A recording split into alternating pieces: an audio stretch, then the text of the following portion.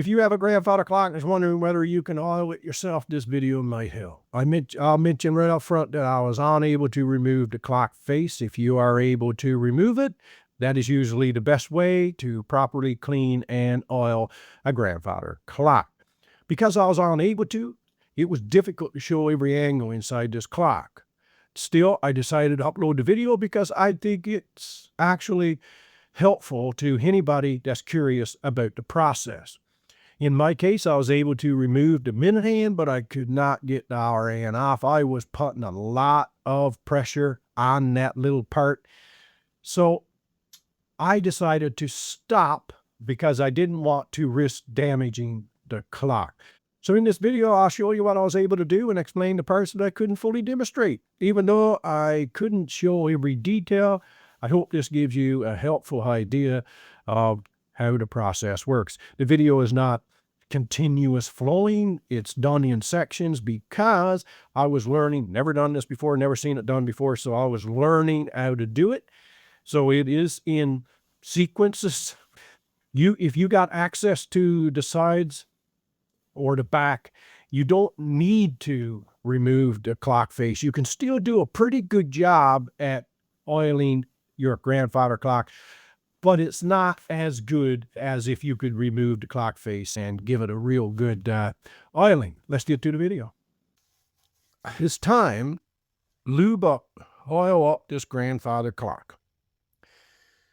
It hasn't been done, well, we got it in 1999, so it's a long time. When you take your weights off, if you have this particular model, make sure, if they're not marked on the bottom, make sure that you keep them. They're all different weights, so left, right, and center, okay? So make sure that the heaviest one goes for the chime.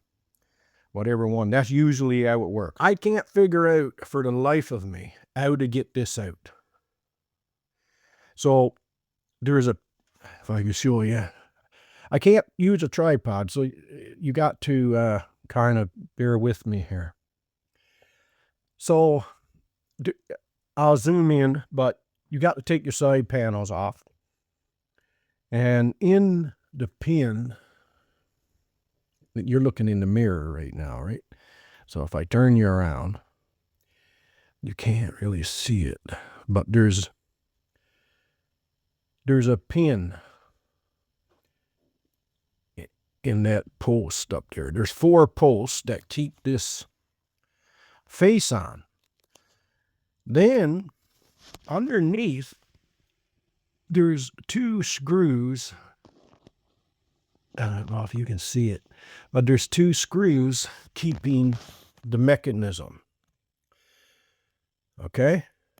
The best I can figure out is those posts goes in to the clock itself, the mechanism, and there's a little pin. Okay? So some clocks that I've seen, whatever I could find, not a lot there, but and it's usually really old videos, and well, you know how it is. There's little levers that would go into the can. This don't have that. That has little pins in the post. And the face fits in. It's like a sheet of tin that fits in on both sides. And then the wood is bolted on, right? And I don't want to be tearing up the clock. Anyway, I'll let you know if it works. These are the little pins. They're bent.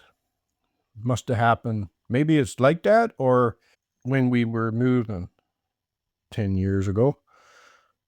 But they're little pins, and you pull them out of the post. God help me. Hopefully this works out. So now you got to get, you see that plate with the screwdriver, and loosen that up. This is what's on the bottom. You just use a screwdriver. But guys, I couldn't get the minute hand or the hour hand off. So I'm just putting it back together and trying my best. So guys, I gave up on trying to take this fully apart, but that's I was pretty close. All I needed was to get the hour and off, and I couldn't. I tried to get it off, but I thought that I was going to break it. Now, I don't know if you can't see it here. I try to focus, but it's not going to. But see that middle shaft there? Well, that connects to the ends. So there's a little screw there, a set screw. I don't know if you took that off, but you can't get in to do it. And it's so tiny, right? I dropped one of the pins and it took me an hour to find it. But I put the pins back and everything, but that's exactly what you do. You take those pins out, the 4 posts.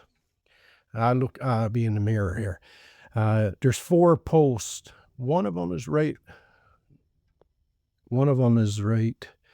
there, minute stuff here. But that's how you take it apart if you can get your hands off, your hour hand off. So I put it back and just greased up what I could reach with the oil. And make sure you get the right oil. We don't use the chimes a lot. Once in a while I'll pull them up just to keep things working, but we don't use the chimes. So it's a lot less wear on a lot of mechanisms, the hammers, the wheels and everything like that. So when you check where the chain goes around the wheel, give it a turn, and if you see a lot of play in that shaft, if it's hollowed out here to move, then you have to get somebody to fix that because it needs attention. But if it's nice and tight, a little bit of wobble, that's okay. And there's on the sides, there's it's designed, it's countersunk. So that's designed so that it actually holds the oil, right? Because there's only a drop and it sits there, and it's called a oil well. So you fill that up. You don't want too much. Clean up any mess because it collects the dirt, especially on the little tiny mechanisms. And folks, I know I was hoping to show, everything taken apart and everything, but you can't get in there to do it, and I had to stop. But at least if you got a different setup for your hands, you'll be okay.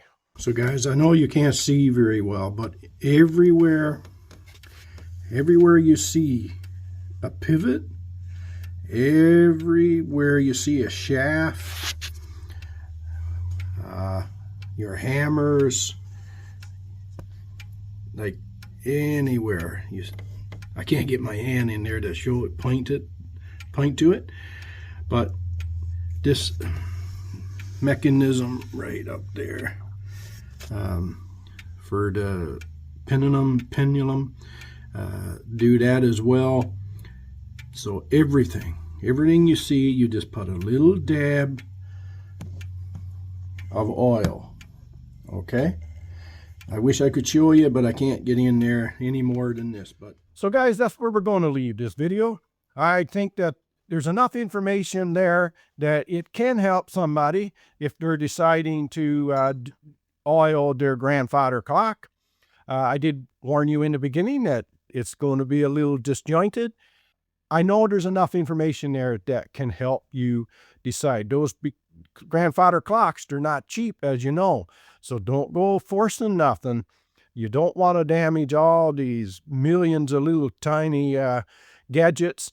So in doubt, don't take it out, okay? See you on the next one.